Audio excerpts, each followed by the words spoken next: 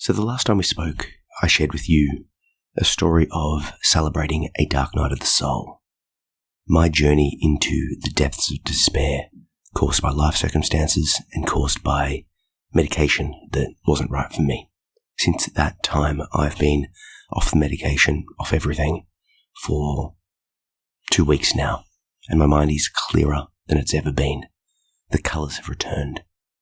It feels like life has a point and a purpose. I'm waking up with hope and drive and belief, which is lovely. But prior to all of this, those emotions and those mental states still arose.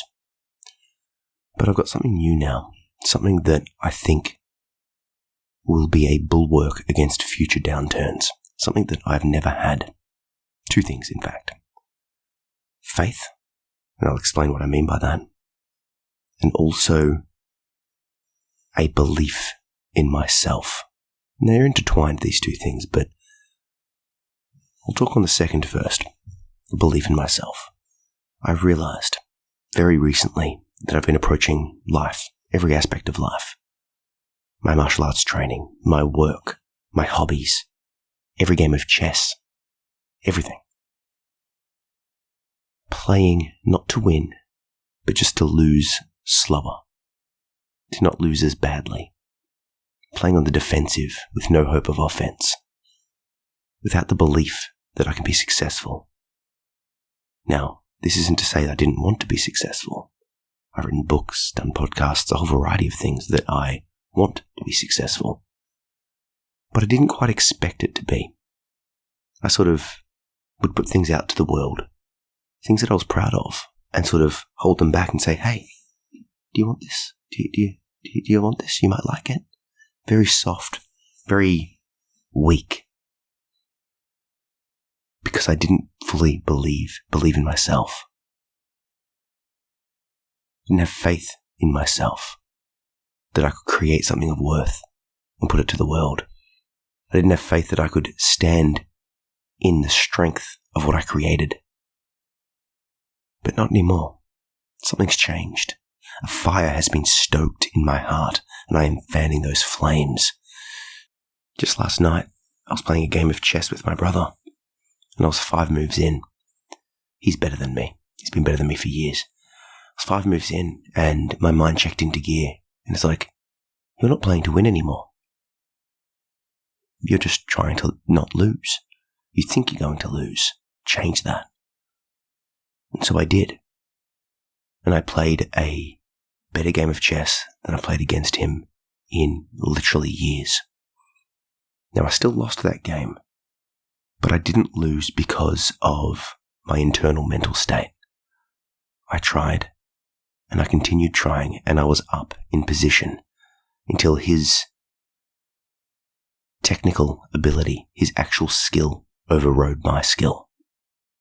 But I didn't quit on myself. I've released, like I've said, books and podcasts and other projects to the world, thinking it won't go great.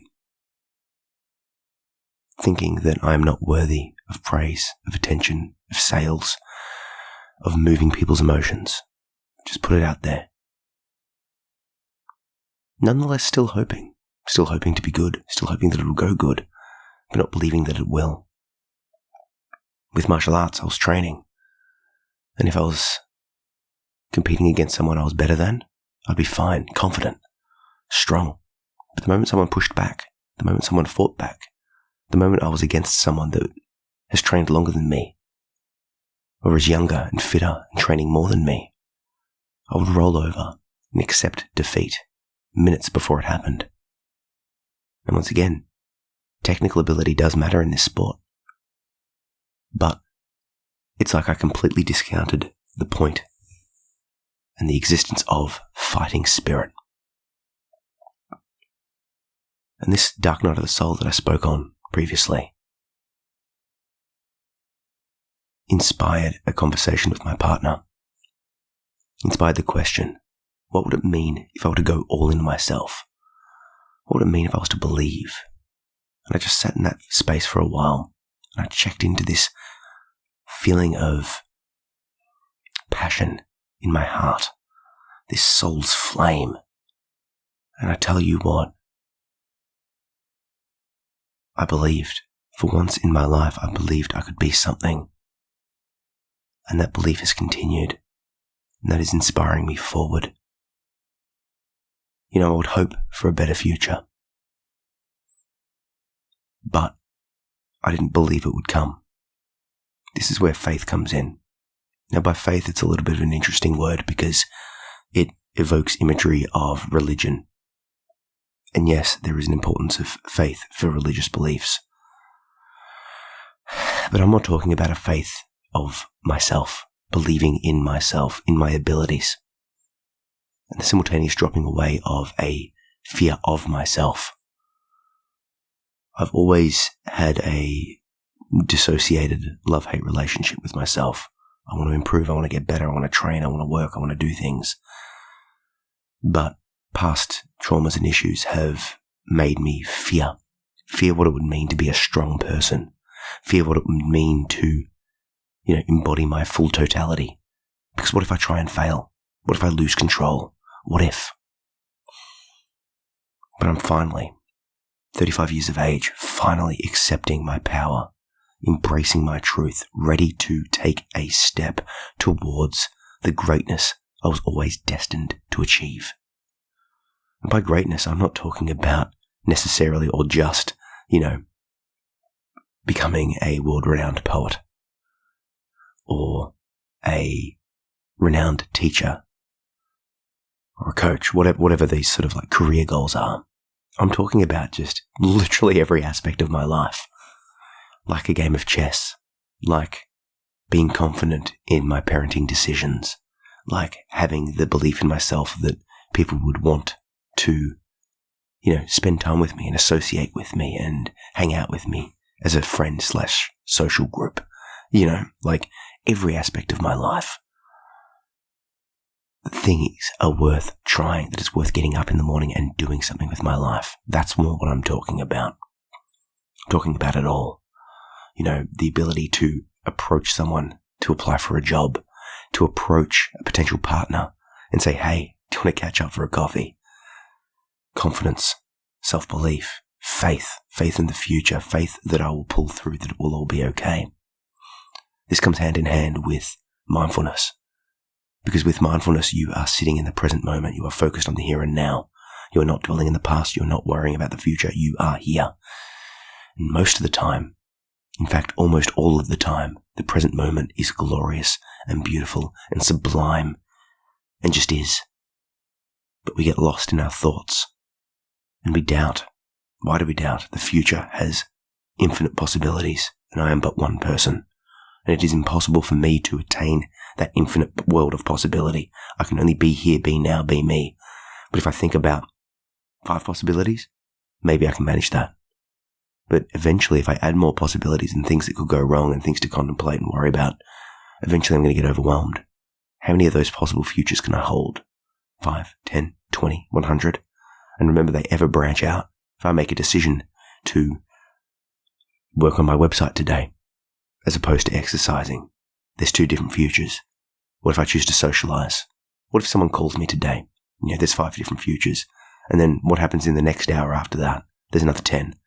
You get my point. It branches out endlessly and exponentially. Same thing with the past. Yes, the past happened. Yes, it existed. But if I dwell on that and if I live in that space, I am doomed to stay trapped by it. I want to heal. I want to grow. I want to move on. I want to evolve. And there is a benefit in talking and sharing and writing and all of these things that I suggest and do. But ultimately, I'm living in the here and now. I'm not in the future. I'm not in the past. I am here right now. Mindfulness. So all of these things have combined in my mind. This belief in myself, this confidence, this fire in my heart, this faith, this mindfulness, the ability to sit in the present moment.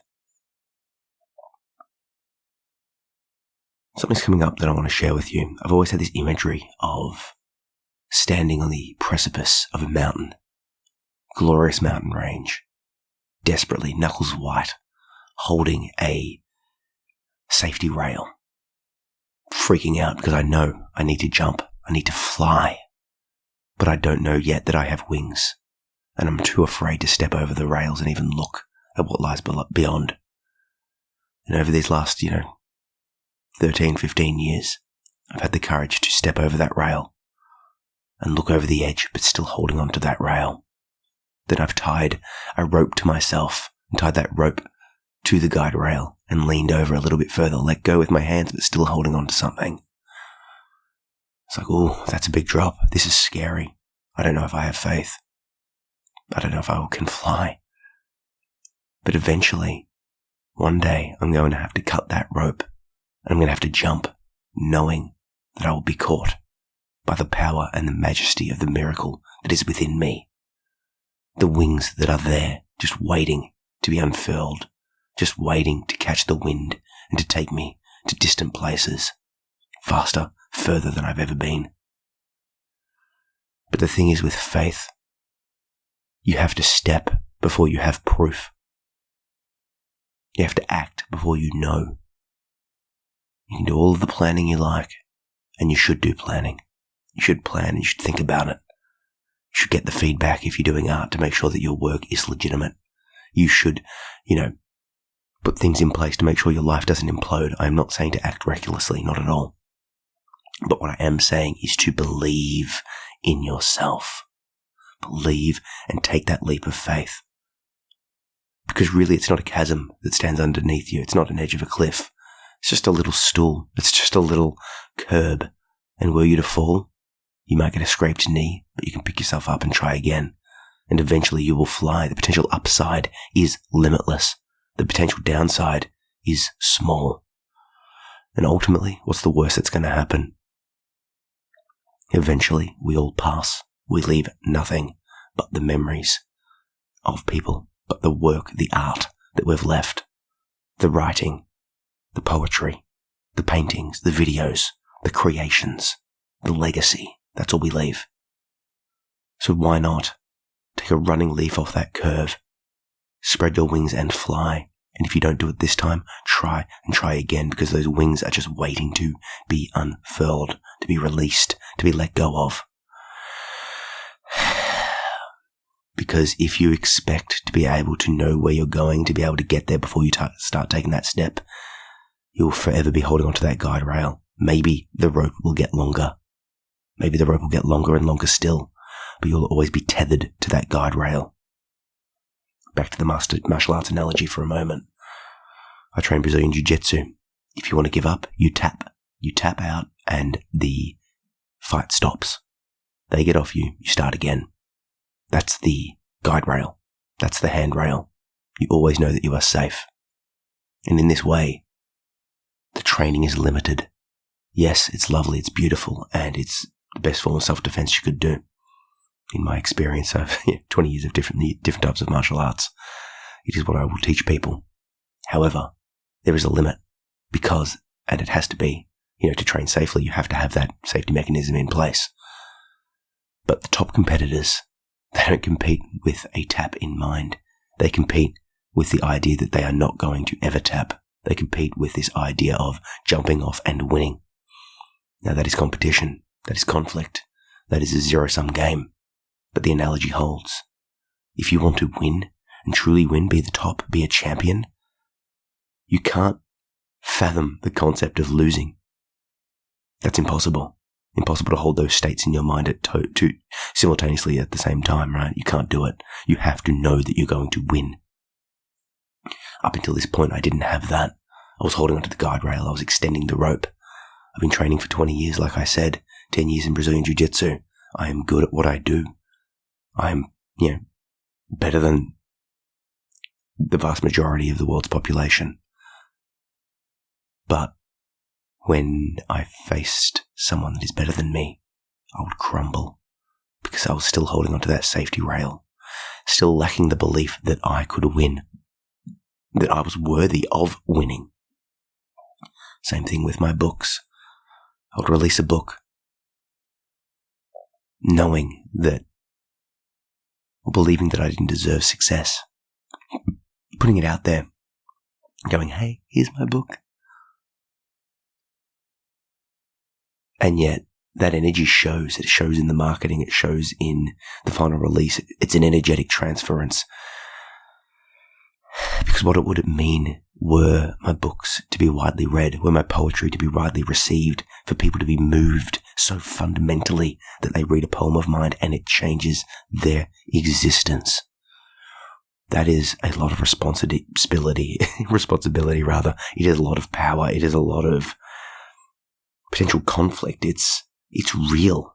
If I put my art out there and, act as the struggling artist, that's all I will ever be. A struggling artist known by a very small few, still impacting them, but not sitting in this space of potential and possibility and power. You know what I mean? But it took this dark night of the soul. It took me feeling these flames of power and anger and possibility in my heart. It took me believing in myself, leaping off the edge to realize I had wings that I could fly. And I am never going back. I am not ever stepping back off this. Every decision from now on in my life will be built around this idea. Is this helping me to fly? Is this taking me to that distant mountaintop that I now know exists and that I'm desiring with all of my heart to summit? I was praying my whole life to be one of those people that had a calling. Those kids that are like, I'm going to play baseball. That's what they do. They're just playing daily. Or they're painting or they're, acting, whatever it is. Investment banking, it doesn't matter what it is, but they've got this drive, this passion to be something in this world. Because for a lot of the time, I was running. I just wanted to exist, survive, passively, without this goal. But I wanted it. I wanted it more than anything to have a goal. And now that it's come, this little voice in my heart has opened the door, and it's on me to step through. Not just to step through, but to run through. Run screaming into the future saying, hey, this is me and I'm going to achieve everything. I've been stalling, I've been waiting, I've been wasting time, but not anymore. I am ready. I'm stepping through this door. This is where I am. This is what I'm doing. This is what I'm becoming. Come along with me. Let's take that step. Now, I'm not regretting my life decisions up until this point. It is what had to happen for me to be able to open that door and step through it. It is what had to happen for me to be able to let go of that safety rail, to even acknowledge that the safety rail exists. I needed to do all of this stuff to get to this point right now. But now that I'm here, I'm not stepping back off. I'm not coming down. I am flying. I will continue to fly, and every decision I make will be built around, will this take me closer to my goals? Is this in line with my truth, my totality, what I know? Is this in line with my faith, with my knowledge of myself and the world? So I invite you to consider, to step into a space of possibility, to sit with this idea and just be. I invite you to look over the edge, to realize that that cliff is in fact just a mere step. I invite you to let go of the safety rail, to unhook that rope, and to jump into the future, trusting that your wings exist and they will catch you, and knowing that were you to fall, it won't cost you that much. Scrape your knee, you'll get back up. You'll try again and again and again until you teach yourself how to fly. Then you'll look back at that little stool, that little step, that little curb, and chuckle. Because the mountain, the cliff that you were so worried about has shrunk in size.